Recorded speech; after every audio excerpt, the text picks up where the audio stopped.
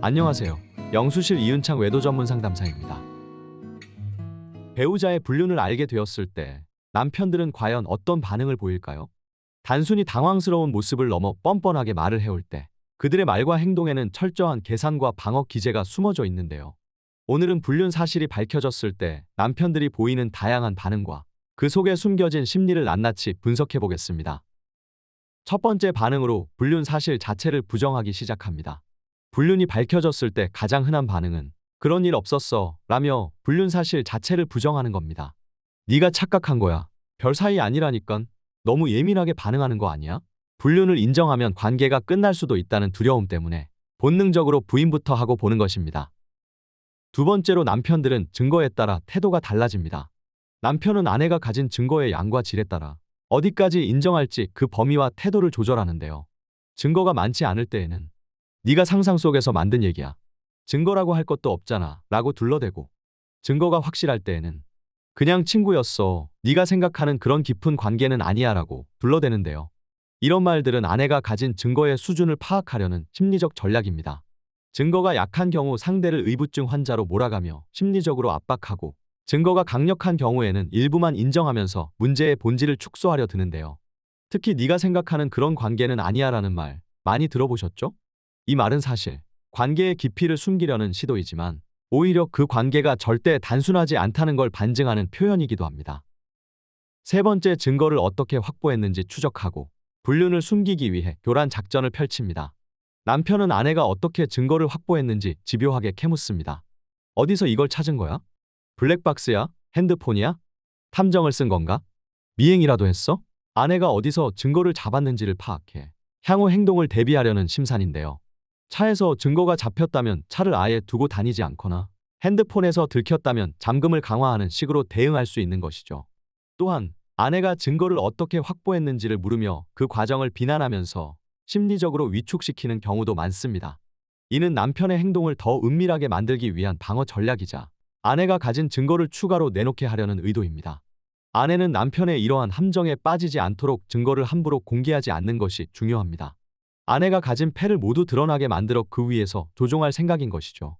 증거가 확실히 드러나지 않는다면 끝까지 부정하거나 축소하며, 아내의 증거를 확인한 후에는 상간녀와 입을 맞추어 거짓말을 준비하는 경우가 대단히 많습니다. 네 번째로, 일부 남편은 상간녀를 보호하려는 태도를 보이기도 합니다.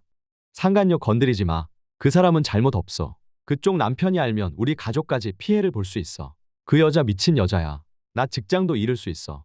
이건 단순한 감싸기가 아닙니다. 불륜 관계를 유지하려는 집착이며 상간녀가 자신을 떠날까 두려운 심리에서 비롯된 거죠. 심지어 다른 여성들도 언급하면서 문제를 흐리는 전략을 쓰기도 합니다. 이는 아내가 상간녀에게 법적 조치를 취하지 못하도록 불륜 문제를 능동적으로 해결하지 못하게끔 심리적으로 흔들어 놓기 위한 것입니다. 다섯 번째로, 회피하거나 화제를 전환하려 합니다. 불륜과 관련된 대화를 회피하거나 아내에게 책임을 떠넘기는 패턴도 자주 보입니다. "우리가 이렇게까지 된 건 너도 문제가 있었기 때문이야." 이러한 말은 문제의 본질에서 벗어나 아내의 심리를 분산시키기 위한 전략인데요. 이건 심리학적으로 전치라는 방어 기제입니다. 본인의 잘못을 인정하는 대신 아내에게 책임을 돌려 비난의 화살을 피하고자 하는 것이죠. 여섯 번째로, 합리화와 변명이 이어집니다. 불륜의 이유를 자신의 행동이 아닌 외부 요인으로 합리화하려는 경우도 많습니다. "내가 이런 선택을 한 건 너무 외로웠기 때문이야." 남편의 행동을 정당화하기 위한 일종의 심리적 자기 위로인데요. 잘못된 행동이었음을 내적으로 인정하고 있지만 그 행동이 불가피했음을 주장함으로써 죄책감을 완화하려는 시도이지요. 일곱 번째 반응으로, 갑작스럽게 공격적인 태도를 보이기도 합니다. 때때로 남편은 화를 내며 오히려 아내를 몰아붙이는 태도를 보이기도 하는데요. "왜 내 핸드폰을 몰래 봤어? 네가 나에 대한 신뢰를 깨뜨린 거야." 이건 심리학 용어로 투사라고 합니다. 자신이 느끼는 죄책감과 불안을 상대에게 전가해서 아내를 가해자로 몰아가는 전형적인 전략이죠. 남편의 취약한 내면을 방어하기 위해 역으로 아내에게 찌르려 달려드는 것입니다. 여덟 번째로, 상황이 불리해지면 눈물과 반성하는 쇼를 시작합니다. 몇몇 남편들은 극단적인 감정 표현을 하기도 합니다. "내가 미쳤었어. 다시는 안 그럴게. 제발 한 번만 용서해줘." 하지만 중요한 건 이 눈물이 진정한 반성인지 위기 모면용 감정 연기인지 구별해야 한다는 점입니다. 증거가 드러났을 때 반성하는 모습을 보이는 것은 죄책감과 두려움에서 비롯될 가능성이 크며, 아내의 분노를 잠시 진정시키기 위한 본능적인 행동입니다. 진정한 내면적 반성이라기보다는 관계가 파탄나는 것을 막기 위한 일시적 감정 표현일 가능성이 큰 것이죠. 그럼 아내는 어떻게 대처해야 할까요? 불륜 사실을 인정받고 문제를 해결하려면 아내가 명확하고 부인할 수 없는 증거를 확보하는 것이 가장 중요합니다. 왜냐하면 남편의 모든 방어적 반응은 결국 자신의 잘못을 인정하지 않고 관계를 자신의 입맛대로 재조정하려는 시도로 이어질 것이기 때문입니다.